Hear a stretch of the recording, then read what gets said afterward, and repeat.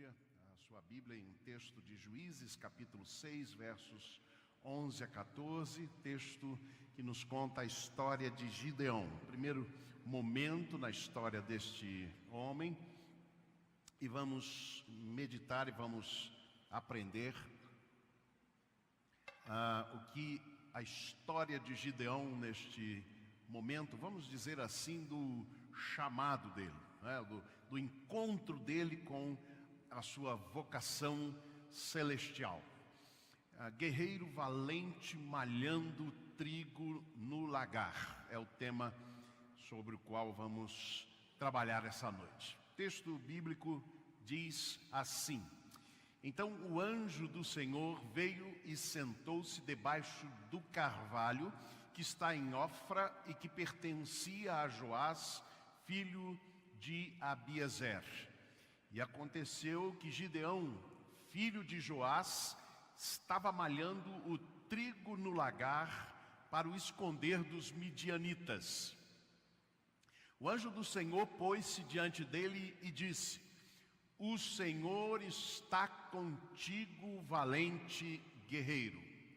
Mas Gideão lhe respondeu: ai, meu Senhor, se Yahvé está conosco, por que nos sobrevém toda essa calamidade?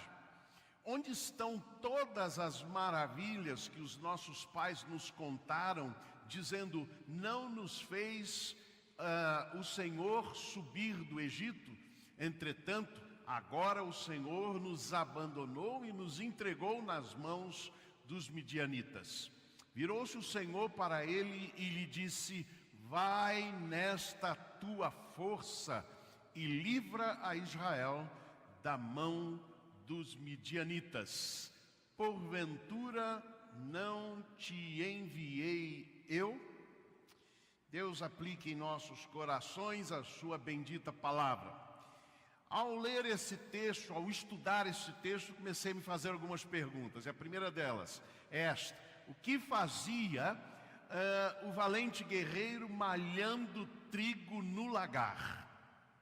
O que fazia um guerreiro neste espaço de agricultura, de plantação, de ceifa? O que ele estava fazendo ali? E isso me levou a me perguntar também onde eu estou e onde você está. Onde você está e o que você está fazendo? A história de Gideão nos mostra que ele estava num esconderijo, numa atividade meramente material, ao invés de estar no campo de guerra. No campo de guerra. E aí me levou também a esta pergunta: você emprega nas batalhas e nos desafios, nas demandas espirituais, a mesma força que você usa nas batalhas e nos desafios materiais? Ou seja, é igual, é menor, é maior? Como está esta relação sua entre as demandas e os desafios materiais da sua vida e as demandas e os desafios espirituais? É isso que a história de Gideão vai nos fazer refletir nesta noite. Eu começo pensando no seguinte tema: o guerreiro valente malhando trigo no lagar. Ora, o texto diz que era isto que Gideão fazia, e que o anjo do Senhor, ao vê-lo, ao encontrá-lo naquela situação, lhe diz: o Senhor está contigo, valente guerreiro. Gideão estava debulhando, estava malhando o trigo, ou seja, tirando aquela casca para tirar o grão. Mas ele não estava na eira, ele estava no lagar. E há uma grande diferença entre esses dois lugares. A eira é um local de terra batida, próprio para debulhar o milho, ou debulhar o trigo. O lagar não. O lagar é um tanque, normalmente de pedra, onde são espremidos os frutos para tirar o sugo. A azeitona, por exemplo, de onde se tira o azeite. Claro que isso nos tempos passados. Ora, então, o que temos aqui é que Gideão utiliza um outro método, não é? Ele, ao invés da eira, ele está no lagar. Gideão estava no lugar errado, fazendo algo fora do desafio, do propósito de Deus para a vida dele, pelas razões erradas. Gideão cuidava de algo importante, digamos, materialmente. Ao malhar, ao debulhar o trigo, estava obviamente cuidando do alimento que os midianitas estavam roubando. Então ele fazia algo importante. Mas o que me chama mais a atenção é que ele, ao fazer este algo importante material, ele descuidara de algo essencial, de algo mais importante, que era o aspecto espiritual. Gideão era a pessoa certa, no lugar errado. Era a pessoa certa, mas que estava na hora certa, mas que estava no lugar errado pelas razões erradas. E isto me chamou muito a atenção. Vejam, irmãos, que é possível nos ocuparmos de tantas questões materiais, que muitas vezes nos esquecemos de dar importância aos aspectos espirituais, que são essenciais, que são eternos. É o espiritual, preste bem atenção nisto, que dá valor ao material, não o material que dá e empresta valor e sentido ao espiritual. O que fazia o valente guerreiro malhando trigo no lagar? Diz o texto que ele escondia aquilo que ele estava fazendo dos midianitas, ou se escondia. Era esta a atitude dele. Meus amados irmãos, isso me fez perguntar que sentimentos estão aqui envolvidos e que podem tirar o guerreiro valente do lugar onde ele precisa estar. Medo, insegurança, falta de confiança em Deus, desconhecimento da sua real vocação, que talvez seja muito o caso aqui de Gideão, ora que ele não se reconhecia como o guerreiro valente ao qual Deus lhe chamou.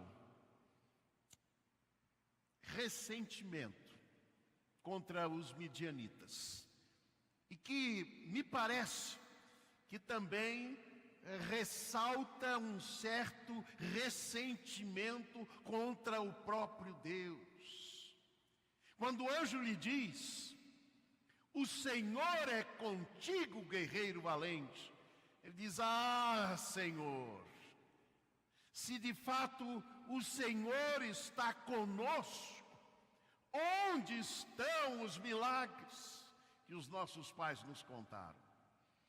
Então, o ressentimento contra os midianitas começou a reproduzir ou trazer um próprio ressentimento no seu coração contra o próprio Deus.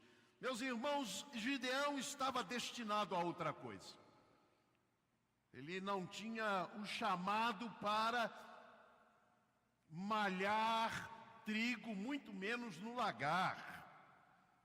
Deus via o que Gideão poderia ser em suas mãos, guerreiro valente. O anjo do Senhor, diz o texto, veio e assentou-se debaixo de um carvalho. observando. Deus vê a nossa vida, a nossa história, o nosso caminhar, as nossas dores. Ele contempla isso. Mas observem que ele não apenas vê, mas ele age na direção de ressaltar e de trazer à memória de Gideão e de todos nós aquilo para o qual estamos destinados. Meus irmãos, Gideão desconhecia a sua real vocação.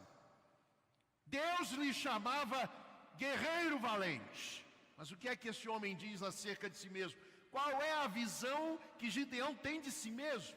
Vejam os versos 14 a 16.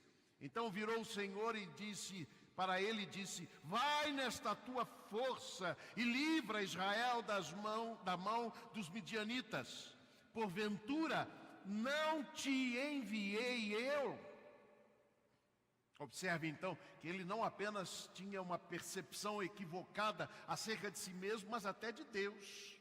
O anjo precisou lembrar: porventura não te enviei eu? E o que é que Gideão responde? Verso 15, e ele lhe disse: ai, Senhor meu, com que livrarei Israel?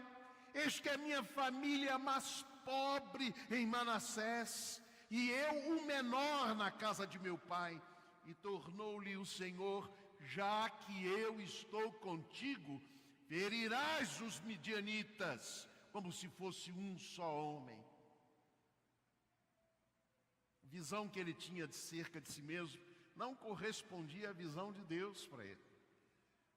Pensava acerca de si mesmo algo bem menor, por isso estava malhando trigo no lagar, se escondendo, com medo, com ressentimento, seja o que fosse. Meus irmãos, ele devia guerrear, não debulhar.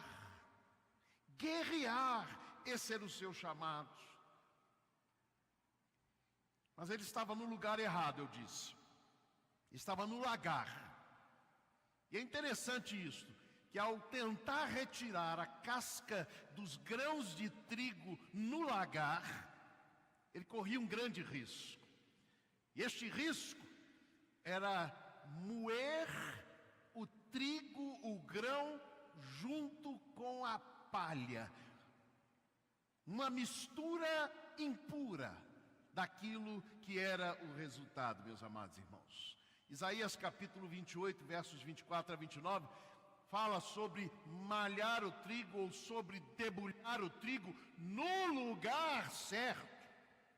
E diz mais, que não deve malhar até quebrar os grãos.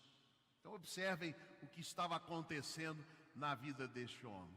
Isso me fez fazer uma pergunta e eu quero colocar isso diante de você.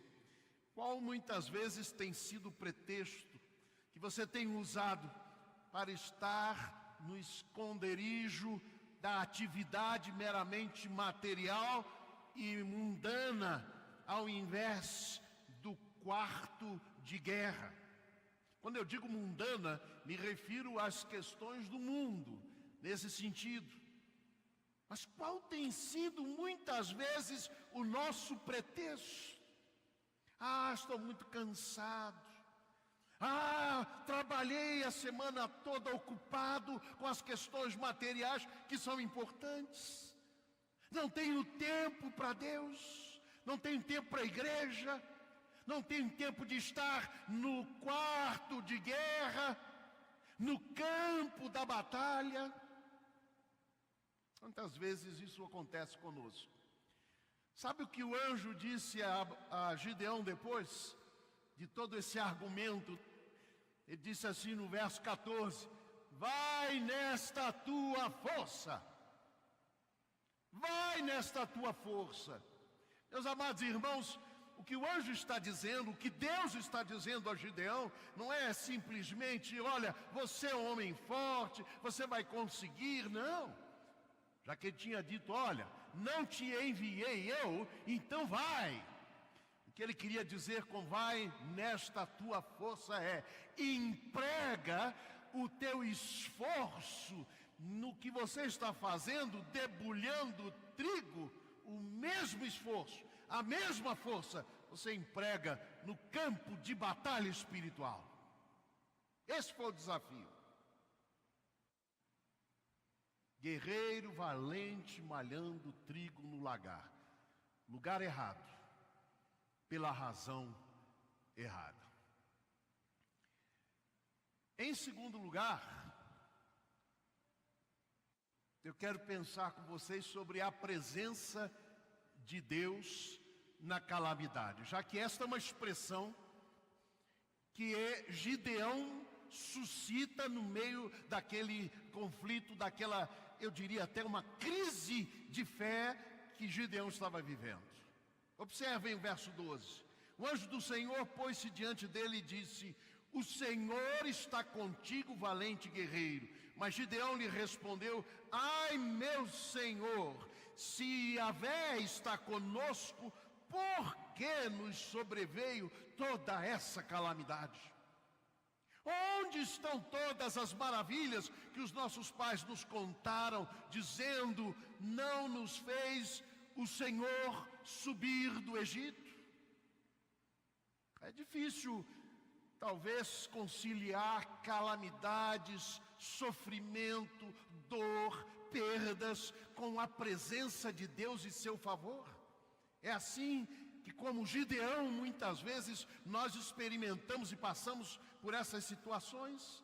Começamos a duvidar da presença de Deus, do amor de Deus. Essa era a batalha de fé de Gideão. O que os midianitas faziam? Eles invadiam os campos onde estavam sendo plantados os alimentos e deste modo foram tirando toda a força de Israel. Diz o verso 6, que assim Israel se enfraqueceu muito por causa dos midianitas. Então os filhos de Israel clamaram ao Senhor. Gideão comparava o seu presente, o presente do seu povo, de enfraquecimento material com os milagres do passado. Onde estão as maravilhas que os nossos pais contaram? Pergunta Gideão. Mas não devemos esperar que os milagres do passado, operados no passado, se repitam ipsis literis, exatamente como aconteceu no presente. Mas nós não podemos esquecer que o mesmo Deus do passado é o Deus do presente. Então, embora os milagres não sejam os mesmos, Deus opera como quer, onde quer e por quem Ele quiser, mas é o mesmo Deus. É o mesmo Deus que nos ama e que quer nos abençoar. Gideão criou uma lógica fatal para a fé. Ele disse: se o Senhor é conosco, por que toda essa calamidade? Em outras palavras, se Deus está conosco, então não teremos problemas. É o que ele imaginou. Não teremos dificuldades. Se o Senhor está conosco, os midianitas não deveriam chegar onde chegaram. Não deveriam roubar as nossas colheitas. Não deveriam tirar as nossas forças. Meus amados irmãos, esta é uma lógica fatal para a fé, porque não é assim que a Bíblia nos ensina. O apóstolo Paulo, em Romanos capítulo 8, 31, ele reafirma esta verdade do Deus conosco, ao dizer: se Deus é por nós, quem será contra nós? Mas ele então continua dizendo: nada poderá nos separar do amor de Deus que está em Cristo Jesus. Nem tribulação, nem angústia, nem perseguição, nem fome, nem nudez, nem perigo, nem espada, nada pode nos separar desta presença inaudita de Deus. Gideão estava errado, irmãos, estava equivocado, e esta lógica é que levou à crise na fé. Lembremos-nos, aquele que foi chamado Emanuel, Deus conosco, precisou fugir para o Egito, por causa da ameaça de Herodes. Então, meus amados irmãos, a presença de Deus de modo algum significa que não enfrentaremos tempestades, lutas, dificuldades, não. Mas sabe o que a Bíblia nos diz? É que em todos esses momentos, Deus jamais nos abandona. Salmo 46, a partir do verso 1 diz: Deus é o nosso refúgio e fortaleza, socorro bem presente na tribulação. Então, se você está enfrentando lutas e desafios, talvez como estes que enfrentou Gideão e o povo de Deus naquele momento, lembre disso. A presença de Deus não significa ausência de problemas, mas significa forças para enfrentar as lutas e dificuldades, sem vacilar, sem cair, sem se quebrar, e muitas vezes vitórias também. Deus é o nosso refúgio e fortaleza, socorro bem presente nas tribulações. O Deus conosco não significa ausência de sofrimentos, mas a presença intensificada mesmo nas calamidades. Terceiro aspecto que eu quero refletir com você é este: más escolhas em comunhão com Deus. Observem o texto, verso 13 na parte B. O que diz Gideão? Ele diz: entretanto, agora o Senhor nos abandonou e nos entregou nas mãos dos midianitas. A sua crise na fé é uma crise também no seu relacionamento com Deus e no seu conhecimento de Deus. Que coisa, irmãos.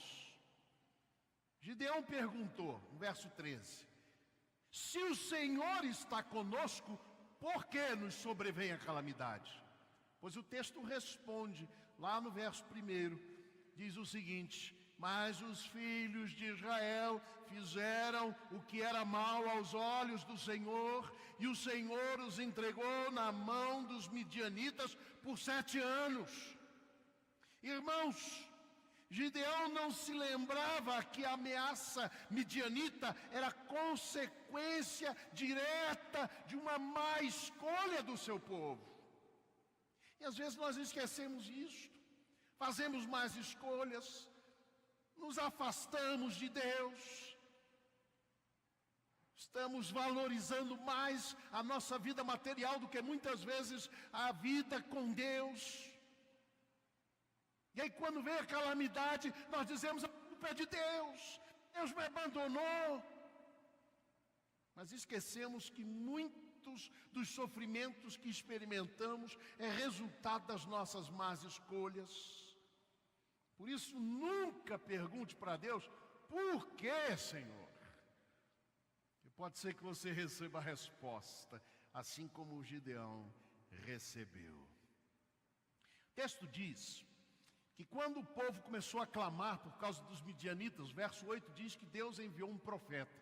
E esse profeta disse: olha, vocês estão sofrendo por isso, porque vocês não ouviram a palavra do Senhor, os alertas do Senhor, da palavra do Senhor. Meus amados irmãos, más escolhas têm suas consequências. Nós experimentamos muitas vezes isso.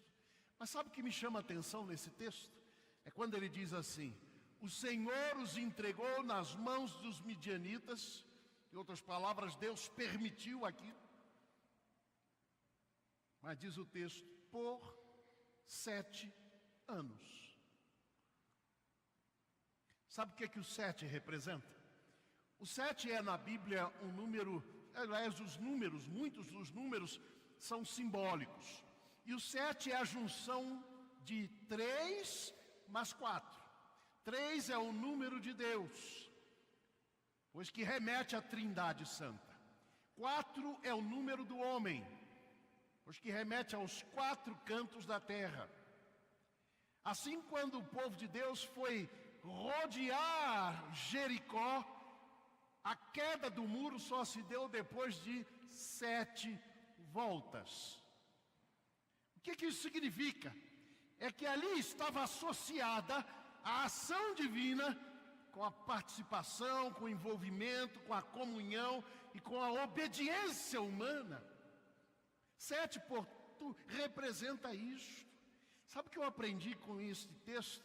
Ao ele dizer assim, que Deus os entregou nas mãos dos midianitas por 7 anos.